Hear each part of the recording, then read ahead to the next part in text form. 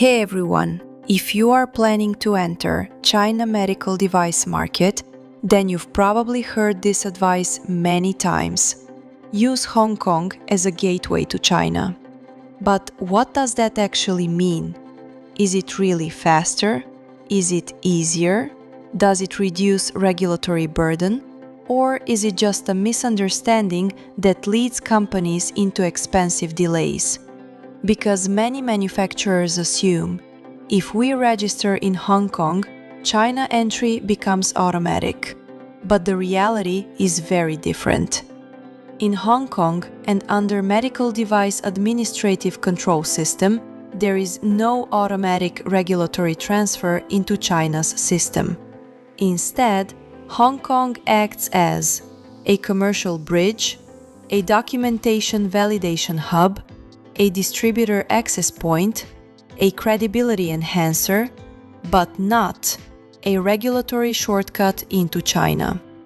And this misunderstanding causes serious problems like failed China registration attempts, rejected NMPA submissions, rework of entire technical files, lost distributor confidence, delayed market entry by 1 to 3 years.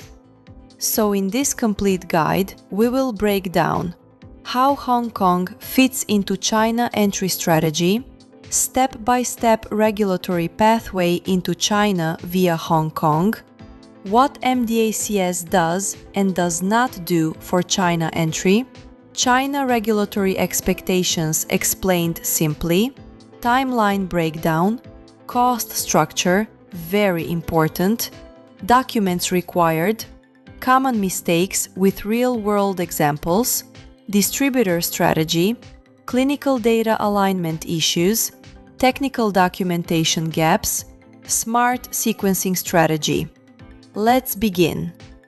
Part 1. Understanding the real relationship between Hong Kong and China. First, we need to clear a major misconception. Hong Kong is not equal to China. Regulatory shortcut. Even though Hong Kong is part of China politically, its regulatory system is separate. China follows National Medical Products Administration (NMPA) system, while Hong Kong follows MDACS framework. So, different documentation expectations, different classification systems, different clinical requirements, different submission formats.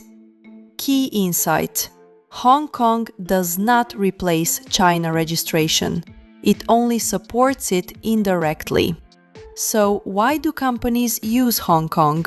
Because Hong Kong offers faster market entry, international credibility, distributor network access, documentation preparation advantage. Example: a manufacturer used Hong Kong approval to strengthen China distributor discussions. Result: faster commercial interest, but still required full NMPA registration. Key insight: Hong Kong helps commercially but not regulatorily. Part 2. How Hong Kong supports China market entry. Support Function 1. Documentation Refinement Hub. Hong Kong submission helps standardize technical documentation, identify gaps early, improve quality of dossier. Mistake: thinking MDACS file equals NMPA file. Reality: China requires separate format, additional clinical justification, local testing requirements. Support Function 2. Distributor validation. Chinese distributors often prefer proven regulatory history, international approvals, Hong Kong market presence. Example: device with Hong Kong presence received stronger distributor engagement in China. Support Function 3. Clinical data alignment. Hong Kong documentation helps identify clinical evidence gaps, risk classification issues, Safety justification weaknesses, but China requires stricter clinical validation in many cases. Support function 4. Regulatory risk reduction. Hong Kong submission helps reduce early-stage errors, improve technical consistency, strengthen global compliance posture. Part 3. Step-by-step strategy for China entry via Hong Kong. Step 1.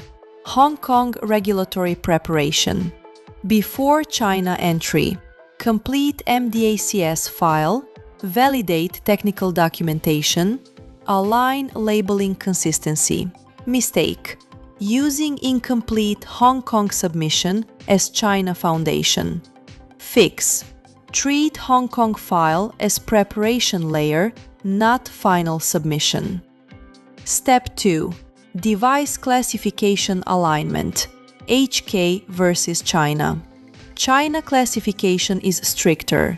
You must analyze risk level differences, intended use interpretation, product category alignment. Example: device classified low risk in Hong Kong was considered moderate risk in China. Result: additional testing required. Mistake: assuming classification systems are identical. Fix: perform dual classification mapping. Step 3. Gap analysis for NMPA requirements.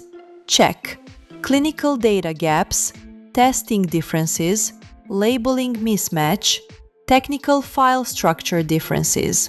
Example: CE and Hong Kong data lacked China-specific clinical justification.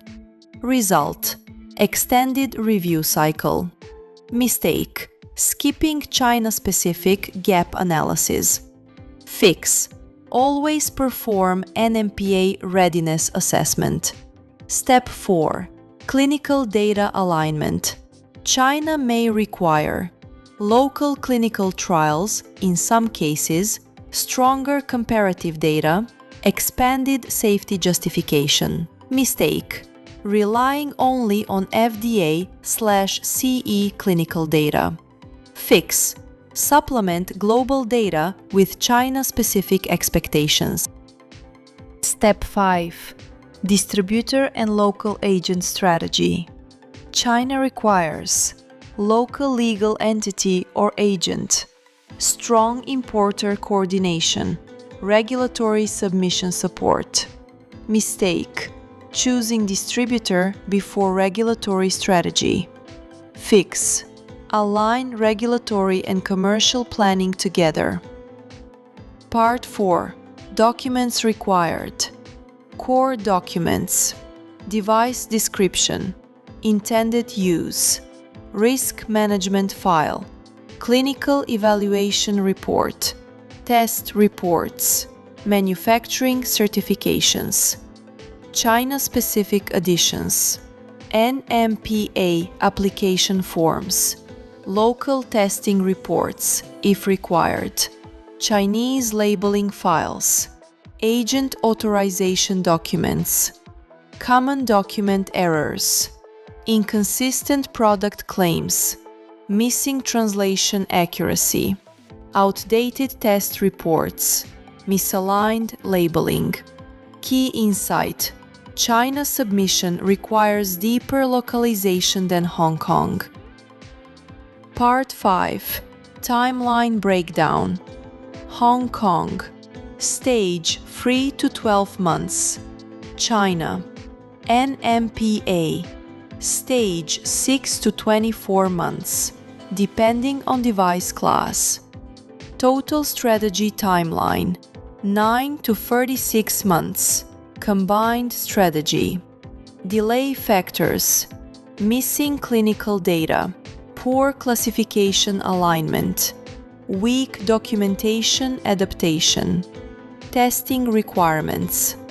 Key insight: Hong Kong reduces preparation time, but China determines final timeline. Part 6.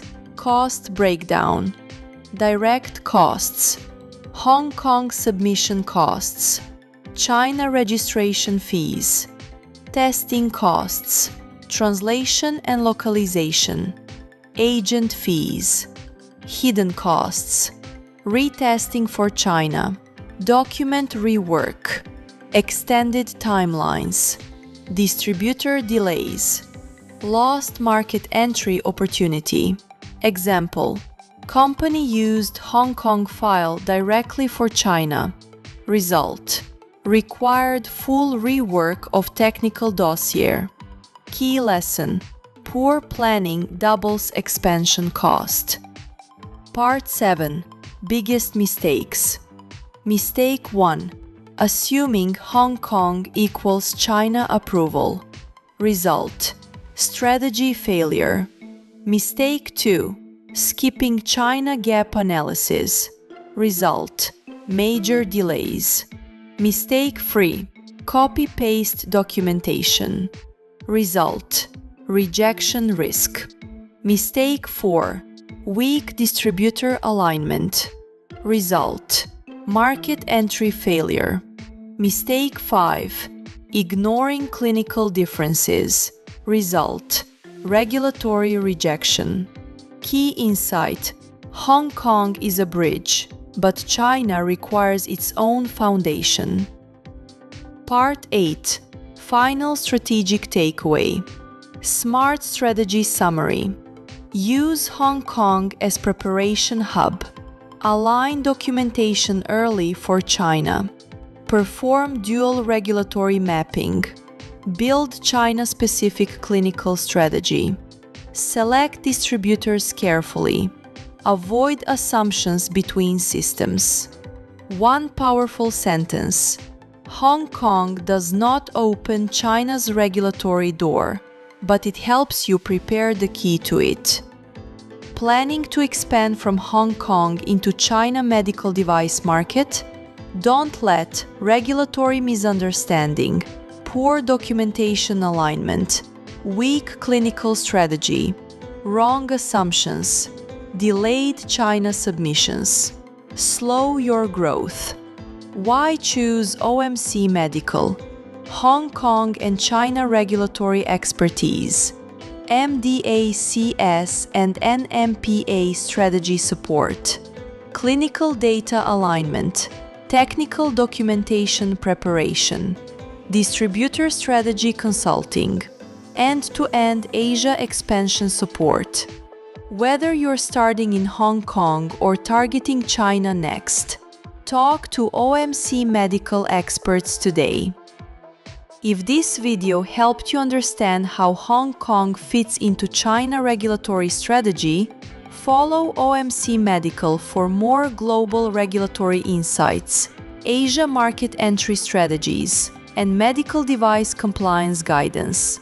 See you in the next video.